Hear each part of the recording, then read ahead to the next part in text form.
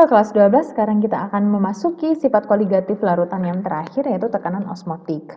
Nah, tekanan osmotik harusnya bukan hal yang asing begitu ya, karena osmosis adalah satu kata, satu istilah yang sering kita dengarkan dan mungkin kamu juga pernah mempelajarinya lebih dalam waktu kamu belajar di biologi begitu, lebih khususnya pembelajaran mengenai bioproses sel. Nah, jadi mengingatkan kembali bahwa osmosis ini adalah sebenarnya suatu peristiwa merembesnya zat pelarut dari larutan konsentrasi rendah ke larutan konsentrasi tinggi dengan melewati membran. Osmosis itu berbeda dengan difusi, begitu ya. Sekalipun mereka sama-sama bentuk transportasi sel, tapi mereka berbeda dalam hal siapa yang berpindah begitu loh. Nah, kalau misalnya di osmosis yang berpindah adalah zat pelarut, sementara yang di difusi yang berpindah adalah zat terlarut begitu. Tapi perpindahannya sama-sama dari yang konsentrasi rendah ke konsentrasi tinggi. Hanya bedanya adalah kalau yang osmosis yang berpindah adalah zat pelarut, sementara yang kalau di difusi yang berpindah adalah zat yang terlarutnya. Nah, tekanan osmotik adalah besarnya desakan dari larutan encer ke larutan pekat. Jadi kalau misalnya dibilang secara awam ya tekanan osmotik adalah tekanan yang diakibatkan oleh peristiwa osmosis. Nah, persamaan yang kita gunakan untuk tekanan osmotik yaitu Pi sama dengan M kali R kali T. Sebenarnya ini adalah satu persamaan yang diturunkan dari persamaan gas ideal. Dan sebenarnya ini ya kayak persamaan gas ideal juga sih, hanya saja ada simbol-simbol yang berbeda. Nah, simbol yang berbeda itu adalah ini. Kalau yang di tekanan gas ideal dulu waktu kita belajar di kelas 10, atau mungkin kamu juga sudah belajar di fisika kali ya, tapi saya lupa kamu kelas berapa itu kamu belajar tekanan gas ideal di fisika. Nah, kelas 11 kalau nggak salah. Nah, jadi kalau yang di tekanan gas ideal kita menggunakan simbol P besar untuk menyatakan tekanannya. Tapi yang ini tekanan osmotik kita menggunakan Pi. Nah, jadi kenapa dibedakan supaya ini lebih khusus begitu loh, lebih khusus untuk menyatakan tekanan osmotik. Kan kalau misalnya kita menggunakan P besar ini lebih dia lebih umum begitu penggunaannya. Nah, M ini adalah molaritas, konsentrasi begitu ya. M adalah molaritas, konsentrasi yang bisa kita peroleh dari N per V. N itu adalah mol dan V ini adalah volumenya, volume dalam bentuk liter. Kemudian R ini adalah tetapan gas ideal. Nah, sebenarnya dia memiliki nilai 0,08205 sekian, ada banyak banget angka di belakang komanya, tapi yang sering sekali digunakan dalam perhitungan adalah 0,082 atau 0,08 begitu. Nah, kemudian kalau T ini adalah suhu. Nah, suhu yang kita gunakan di dalam persamaan ini adalah suhu dalam bentuk Kelvin. Nah, kemudian anak-anak ada 3 jenis tekanan osmotik. Nah, 3 jenis tekanan osmotik itu adalah hipotonik, isotonik, dan hipertonik. Nah, hipotonik ini adalah keadaan ketika dua keadaan tekanan osmotik ketika Pi1 itu lebih kecil daripada Pi2, maka ini bisa dikatakan bahwa Pi1 ini berada dalam keadaan hipotonik daripada Pi2. Sementara zat 2 itu memiliki tekanan osmotik yang hipertonik daripada Pi1 begitu. Jadi hipotonik adalah keadaan yang bisa dibilang nilai tekanan osmotiknya lebih kecil, sementara kalau hipertonik dia yang lebih besar. Nah, sementara kalau yang isotonik ini adalah ketika tekanan osmotik zat yang satu itu sama dengan tekanan osmotik yang zat yang kedua. Nah, ada contoh yang diberikan dalam buku kamu, yaitu contohnya infus dengan cairan sel darah merah. Nah, jadi cairan infus ini kan terdiri dari NaCl. Nah, NaCl ini diusahakan untuk dia memiliki tekanan osmotik yang sama dengan sel darah merah supaya tidak terjadi kerusakan di dalam sel darah merah kita. kalau misalnya NaCl yang dimasukkan itu lebih pekat daripada sel darah merah, yang mana mengakibatkan tekanan osmotik si infus NaCl itu lebih tinggi daripada si sel darah merah, maka sel darah merah akan mengalami pengerutan. Nah, jadi itu bisa kita katakan bahwa si NaCl hipertonik terhadap si sel darah merah. Begitu. Nah, jadi larutan NaCl hipertonik sehingga mengakibatkan pengerutan terhadap sel darah merah. Nah, sebaliknya jika misalnya tekanan osmotik dari si NaCl, si larutan infus ini itu lebih rendah daripada sel darah merah yang diakibatkan oleh kepekatannya, konsentrasinya lebih rendah daripada sel darah merah, maka mengakibatkan plasmolisis. Nah, kenapa plasmolisis? Karena dia yang NaCl berada dalam keadaan hipotonik daripada sel darah merah. Ini seperti itu ya. Contoh untuk tekanan osmotik yang pertama, tentukan tekanan osmotik larutan yang tiap liternya mengandung 0,6 gram urea pada suhu 25 derajat Celcius. Dan diketahui mR urea itu adalah 60. Jadi yang diketahui massa urea itu 0,6 gram. Kemudian suhunya adalah 25 derajat Celcius, mR urea itu 60, kemudian dia tanya tekanan osmotiknya berapa, gitu ya. Nah, catatan bahwa tiap liter itu mengandung 0,6 gram urea. Nah, jadi penyelesaiannya yang mudah aja sih ya. Berarti P-nya adalah MRT. M ini apa? M adalah N per V. RT. Kelihatan ya? Nah, N-nya berarti kita cari dulu molnya ya. Mol kita dapat dari mana? Dari massa per massa molar. Nah, berarti massanya berapa? 0,6 per 60. Volumenya berapa kan udah diketahui dari tiap liter. Tiap liter berarti itu 1 liter. Nah, kemudian R-nya adalah 0,0825, ini udah tetapannya.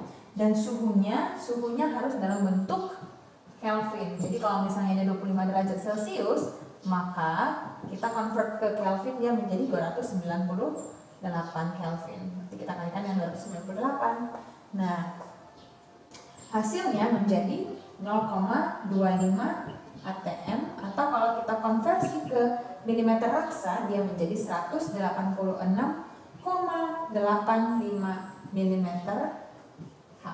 raksa. Oke, kita sudah selesai dengan sifat koligatif larutan non-elektrolit. Sekarang kita ke bagian yang elektrolit. Jadi sebenarnya sama saja ya, sifat koligatif larutan non-elektrolit dan elektrolit ini sama aja. Sama yang keempat-empatnya itu penurunan tekanan uap jenuh, kenaikan titik lidih, penurunan titik beku, dan tekanan osmotik. Hanya saja yang menjadi perbedaan mereka nanti adalah adanya faktor Van Hoff untuk yang di bagian elektrolit. Nah, kenapa ada faktor Van Hoff? Keberadaan faktor Van Hoff ini itu diakibatkan oleh adanya ion-ion di dalam larutan elektrolit. Begitu ya, kan kita sudah pelajari di awal, sekalipun mereka memiliki sama-sama 1 molar, akan tetapi 1 molarnya untuk larutan elektrolit itu akan berbeda dari 1 molarnya larutan non-elektrolit. Karena di dalam larutan elektrolit itu ada banyak ion-ion, sementara kalau di dalam non-elektrolit mereka tidak terion sama sekali. Begitu ya. Nah, faktor Van Hoff merupakan perbandingan antara sifat koligatif larutan elektrolit dengan sifat koligatif larutan non-elektrolit pada konsentrasi yang sama. Ya, pada konsentrasi yang sama. Kalau kamu pengen lebih memahami tentang faktor Van Hoff, kamu bisa membaca di halaman 27 pada buku paketnya kamu. Gitu. Di situ nanti akan ada contoh bagaimana perbandingan dari SKL non-elektrolit dengan SKL elektrolit pada konsentrasi yang sama. Nah, faktor Van Hoff bisa dicari dengan persamaan I sama dengan 1 tambah N kurang 1 kali A. Nah, N ini, N merupakan jumlah ion, gitu ya. N ini merupakan jumlah ion dan alfa ini merupakan derajat ionisasi. Nah, jumlah ion ini kita bisa lihat dari proses ionisasi senyawa-senyawanya. Misalnya kita memiliki MgBr2 gitu ya. Kita memiliki MgBr2. Nah, MgBr2 ini untuk kita mendapatkan N-nya kita bikin dulu proses ionisasinya. Berarti dia terdiri atas Mg2+ dengan Br2-. Dengan dengan Br-, begitu ya. Tapi Br- ini dia ada 2. Nah, sehingga ketika kita menjumlahkan jumlah ionnya, ada 1 Mg dan ada 2 Br, berarti ada 3 ion di dalam larutan MgBr2, sehingga N-nya adalah 3. Nah, sementara alfa atau derajat ionisasi ini merupakan nilai untuk menyatakan kemampuan ionisasi dari suatu larutan, begitu ya. Nah, alfa ini dia berada dalam rentang 0 sampai 1, begitu. Yang 0 ini adalah untuk larutan non-elektrolit karena sama sekali tidak mengalami ionisasi. Nah, semakin tinggi nilainya, semakin mendekati 1 itu berarti menandakan dia semakin elektrolit kuat, semakin kuat untuk terionisasi. Nah, biasanya alfa akan diketahui di soal atau mungkin dia yang akan menjadi pertanyaan begitu yang ingin dicari begitu ya. Nah, untuk larutan-larutan elektrolit kuat seperti senyawa-senyawa ionik dan garam-garam biasanya langsung dianggap memiliki derajat ionisasi sebesar 1. Gitu. Nah, rumus-rumus lengkap untuk sifat koligatif larutan elektrolit itu terdapat di halaman 29 yang ada di buku kamu. Oke, setelah ini kita akan mengerjakan beberapa soal. Selamat belajar. Soal yang pertama, kelarutan CaCl2 dalam air pada 0 derajat Celcius adalah sekitar 5,4 molar. Jika Kf air 1,86, maka penurunan titik beku larutan CaCl2 0,54 molar adalah, berarti yang diketahui, dia sudah mengetahui tetapan titik beku air ya, itu 1,86. Kemudian molalitasnya 0,54 molar. Jadi molalitas dari si CaCl2. Nah, kemudian yang dia tanya adalah berapa penurunan titik beku larutan CaCl2 ini. Nah, jadi kita harus identifikasi CaCl2 ini elektrolit atau non elektrolit. Nah, karena dia jelas banget dia ini merupakan senyawa ionik, maka sudah pasti dia adalah dia adalah zat yang elektrolit. Tahu dari mana Bu kalau misalnya dia ini senyawa ionik? Lihat saja unsur penyusunnya. Unsur penyusunnya ada Ca ini adalah kalsium. Kalsium ada di golongan 2A. Kalau ada golongan 2A, namanya aja golongan logam alkali tanah ya. Sudah ada kata logamnya, berarti dia adalah logam. Kemudian Cl ini klorin. Klorin merupakan golongan 7A yaitu gas halogen, berarti dia ini adalah non-logam. Nah, senyawa yang dibentuk oleh unsur logam dan non-logam itu merupakan senyawa ionik, dan senyawa ionik sudah pasti merupakan senyawa yang elektrolit. Nah, oleh karena dia sudah kita identifikasi sebagai elektrolit, maka penyelesaian sifat koligatifnya pun kita selesaikan dengan prinsip yang elektrolit, yang mana ada faktor Van Hoff yang mempengaruhi sifat koligatifnya, gitu ya. Nah, maka untuk delta TF-nya kita bisa langsung cari, yaitu tetapan titik beku air dikalikan dengan molal si CaCl2 dikalikan dengan faktor Van Hoff-nya dia. Kemudian Kf-nya ini 1,86, molalitasnya sudah diketahui 0,54. Nah, I-nya ini kita cari dengan cara 1 tambah N kurang 1 kita kalikan dengan derajat ionisasinya. Ini 1,86 kali 0,54. Nah, 1 ditambah M-nya ada berapa? M-nya ada 3 karena ada 3 ion yang dihasilkan oleh CaCl2. CaCl2. Ini terdiri atas Ca2 plus dengan Cl minus. Nah, Ca2 plusnya ada 1, sementara Cl minusnya ada 2. Jadi jumlah ionnya adalah 1 Ca2 plus dan 2 Cl minus, berarti ada 3 ion di dalam zat ini, gitu ya. Makanya N-nya sama dengan 3. Nah, kemudian alfanya adalah 1. Kenapa 1? Kita anggapnya sebagai elektrolit kuat yang terionisasi secara sempurna. Sehingga ini 2 kali 1. Nah, jadi 1,86 kali 0,54 kalikan dengan 3. Maka dapatlah hasilnya 3,0132 derajat Celcius. Soal berikutnya, pertanyaannya seperti ini. Jika 0,05 mol garam Ma dilarutkan dalam 100 gram air, maka akan terbentuk larutan yang membeku pada minus 1,62 derajat Celcius. Bila Kf air sama dengan 1,8, maka derajat ionisasi garam Ma adalah, nah, jadi ini sudah jelas banget ini larutan elektrolit ya, karena dia adalah larutan garam. Garam sudah pasti elektrolit. Nah, jadi diketahui garam Ma, dia punya mol ini adalah sebesar 0,05 mol. Nah, kemudian air ini Kf-nya 1,8. Kemudian masanya itu 100 gram. Titik beku larutannya itu sama dengan minus 1,62 derajat Celcius. Nah, yang ditanyakan adalah derajat ionisasi dari Ma ini bagaimana? Oke. Nah, nanti kita bermain di bagian titik beku lagi ya. Nah, delta TF ini kita cari dengan cara mengalihkan konstanta dikalikan dengan molal dan faktor Van Hoff untuk si garam Ma. Nah, delta TF ini kan bisa kita cari juga dari titik beku pelarut dikurangi dengan titik beku larutan, gitu ya. Titik beku pelarut berapa? Pelarutnya kan air, jadi titik beku pelarut itu 0. Kemudian dikurangi dengan titik beku larutannya yaitu 1,62. Berarti plus 1,62. Kemudian Kf-nya adalah 1,8. Nah, molalitasnya dapat dari mana? Dapat dari N per T. Molnya 0,05 dibagi dengan jumlah pelarut dalam bentuk kilogram. Berarti kalau ini 100 gram, ini merupakan 0,1 kilogram. Itu 0,05 per 0,1 gitu ya. 0,05 per 0,1 dikalikan dengan faktor Van Hoff-nya.